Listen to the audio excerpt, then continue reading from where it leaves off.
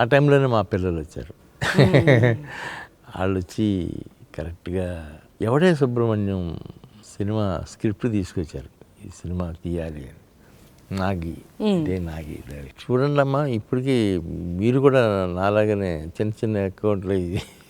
అప్పటికి వీళ్ళు స్టార్ట్ చేసి సినిమా ఇండస్ట్రీకి మీరు మీట్ అయిపోయారు వాళ్ళు కూడా.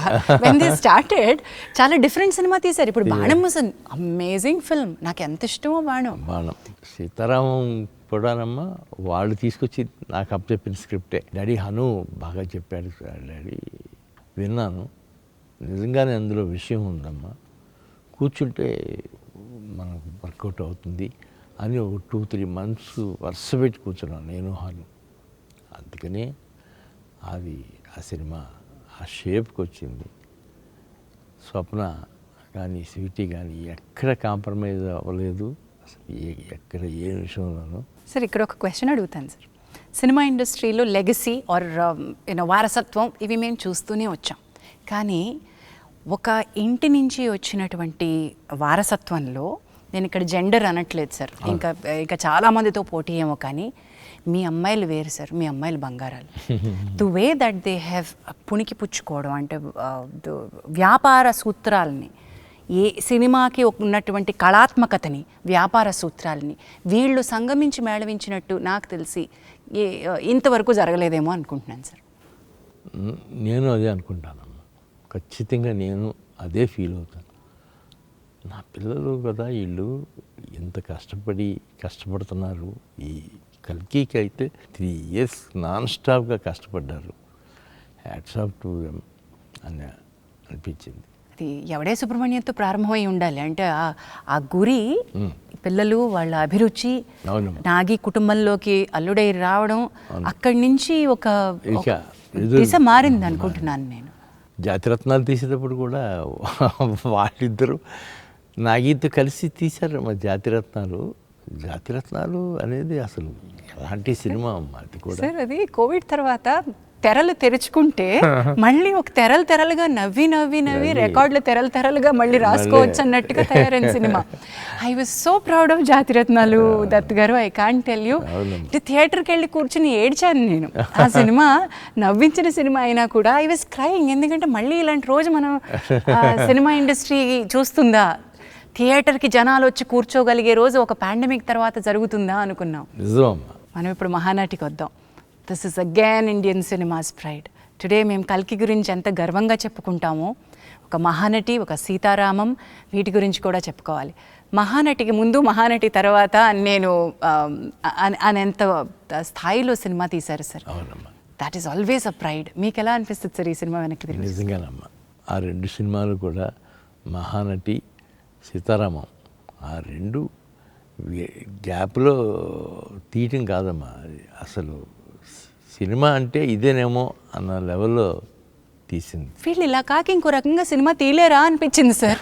ఏంటి సింపుల్గా వీళ్ళు సినిమాలు చేయలేరా అని.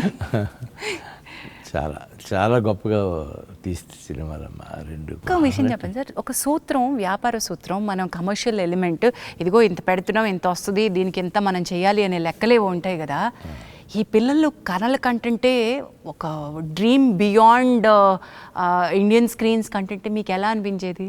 నేను ఎక్కడ వీళ్ళకి పబ్లిసిటీలో కానీ బడ్జెట్లో కానీ రిస్ట్రిక్షన్స్ పెట్టలేదమ్మా.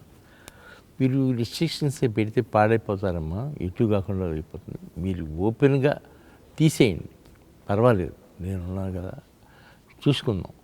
అంతకు తప్ప మీరేమి కాంప్రమైజ్ అయ్యి ఇది అది అని అనుకుని 2 గంతులు వేయద్దు అని చెప్పాను. అలాగే మోస్ట్ సక్సెస్ఫుల్ పిక్చర్గా తీశారన్నమాట. వాళ్ళిద్దరికి hats off to them. Hats off and amazing strength sir. పర్ఫెక్షనిస్ట్లు అండి బాగా. ఏం పర్ఫెక్షనిజం అండి అది? హౌ? కొన్ని చూసి చూడనట్టుగా వెళ్ళాలమ్మా అని మీరు ఎప్పుడైనా సలహా ఇచ్చారండి ఆడపిల్లలిద్దరికి? లేదండి, నేను ఇప్పుడు ఇవ్వలేదమ్మా అసలు. మీరు అనుకుందే తీస్తున్నారు కదమ్మా, ఇంకేంటిది ఏంటి కాదు డాడీ, కొద్దిగా ఎక్కువైంది, ఎక్కువైతే అవుతుందమ్మా, దానికి ఏంటి సమస్య ఉంది పెద్ద. సో రక్తం నుంచి వచ్చింది అది. Okay, so as I was telling you, మనం we have to talk about Sita Ramam అనే ఒక సినిమా గురించి మీరు ఇందాక చెప్తూ, ఈ సినిమాకు 2 నెలల కథ కూర్చున్నాను అన్నారు కదండి. ఏ పాయింట్ మీకు చాలా బాగా అనిపించింది? ఎలాంటి విషయాల్లో మీరు కథ దగ్గర కూర్చుంటారు? ఇది అసలు పాయింట్ ఎత్తుకోవటంలోనే అదే గొప్ప పాయింట్ అమ్మ. సీతారామం జమీందారీ వంశంలో పుట్టిన అమ్మాయి, ముస్లిం యువతి, సైనికుడిని సెలెక్ట్ చేసుకుని పెళ్లి చేసుకుంటాము అనే దాంట్లో వాళ్ళ అన్నయ్య ఈ లోపల గొప్ప సంబంధం తీసుకొచ్చాడు. వాళ్ళ ఫ్యామిలీకి సరిపడా సంబంధం, అట్లా సెటిల్ అవ్వాల్సిన వాళ్ళు ఇట్లా అయిపోయారు ఏంటి అనిపించే లెవెల్ కథ. అది మామూలు కథ కాదమ్మ. సీతారామం అనేది నా లైఫ్లో ఎప్పుడూ మర్చిపోలేని సినిమా అమ్మ. స్వప్న, ప్రియాంకకి ఎప్పుడూ చెప్తాను, అమ్మ ఎప్పుడన్నా రుణపడి ఉన్నానంటే ఈ సినిమా విషయంలో మాత్రం మీకు రుణపడి ఉంటాను. సీతారామంకి అంత గొప్పగా ఇంప్రెస్ చేసింది. నాగశ్విన్ అనే ఒక దర్శకుడు, మేమందరం తెలుగు వాళ్ళందరం కూడా ఏమిటి ఈ ఋషి, ఎవరి యోగి, ఎవరి సిద్ధపురుషుడు అని మేము అనుకుంటాం. మొన్న మా తోటినట్టుడు బ్రహ్మాజీ గారు, బాబు నీ అరిగిపోయిన చెప్పులు పంపిస్తే కళ్ళకద్దుకుని ముద్దు పెట్టుకుంటాను అన్నారు. నిజంగా అండి, ప్రతి తెలుగు ప్రేక్షకుడి హృదయం అలాగే అనిపిస్తుంది. సో ఇప్పుడు మీ ఇంటి అబ్బాయి అయిపోయాడు కాబట్టి నేను కూడా చూస్తానమ్మా. మా ఇంటికి వస్తాడా, హడావిడిగా వస్తాడు, వచ్చి గవికి నాకు చెప్పులకు వేసి లోపలికి వస్తాడు. బయటికి నా చెప్పులుంటే అయ్యేసుకు వెళ్ళిపోతాడు అంటాడు. తను వచ్చేటప్పుడు కూడా వాళ్ళ నాన్నగారు చెప్పులు వేసుకొచ్చేస్తాయంట ఒక్కోసారి. ఎక్కడ సార్ అంటే ఎప్పుడు ఒక చాప్టర్ ఎక్కడో కల్కిలోనో, ఒక చాప్టర్ ఎక్కడో నెక్స్ట్ ఇంకొక 5 ఏళ్ల తర్వాత తీయబోయే సినిమాలోనో ఆ సినిమాటిక్ యూనివర్స్లో తిరుగుతూ ఉంటుందేమో. What is this genius? మీరు ఇంట్లో ఇంతమంది జీనియస్లను పెట్టుకుని ఎట్లా మేనేజ్ చేస్తారు సార్? మీ బలం ఏంటి? మీరు నా జీనియస్ అనేది నా రోజుల్లోనే అయిపోయి ఉంటుందేమో. ఇప్పుడు వీళ్ళందరూ జీనియస్లు చూస్తా ఆనందంగా గడుపుతున్నాను అనుకుంటారమ్మా. But I think credit Vinay గారికి ఇద్దాం. ఇంతమంది జీనియస్లు ఒక ఇంట పెట్టాలి అంటే అవునమ్మా, మీ జీవిత భాగస్వామికి కూడా ఇవ్వాలి కదా. ఇవ్వాలి కదా. మరి వినయ్ దత్ గారు కూడా, మీరు రాజకీయాల్లోకి వెళ్తే ఆవిడ అంతే సామర్థ్యంతో అక్కడికి వచ్చి క్యాంపెయినింగ్ చేయడము, సినిమా నిర్మాణంలో ఉంటే మరి మీకు సపోర్ట్గా ఉండడం. అవునమ్మా, చాలా చాలా. మా వినయ్ మాత్రం ప్రతిదానికి సగం కారణం తనేనమ్మా. నా సక్సెస్లో కానీ ఫెయిల్యూర్స్లో కానీ.